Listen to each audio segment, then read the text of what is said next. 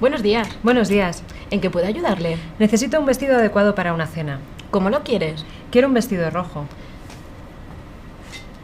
¿Este te gusta? Sí, ¿qué precio tiene? 145 euros. Pero este vestido no es largo. Yo quiero un vestido largo, de fiesta. Los vestidos de fiesta cuestan entre 150 y 180 euros. Son más caros.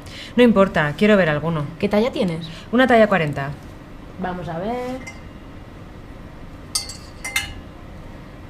Sí, tengo una talla 40. Vale, me lo voy a probar. Me queda grande. ¿Tienes la talla 38? Sí, creo que la tengo. Sí, aquí está. Me lo voy a probar. ¿Cómo te queda? Este sí me queda bien. ¿Cuánto cuesta?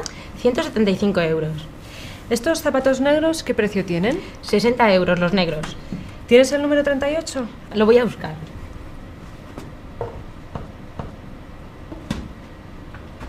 Sí, lo tengo. Me gustan mucho. Me los quedo. ¿Y el pañuelo con flores rosas cuánto vale? 25 euros y este otro cuesta 32 euros. Me gusta más el de 25 euros. Me quedo con ese. Muy bien. ¿Cuánto es todo?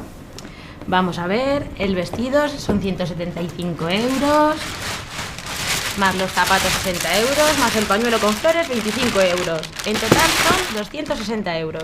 Vale, voy a pagar con tarjeta. Gracias. Gracias, hasta luego. Gracias, hasta luego.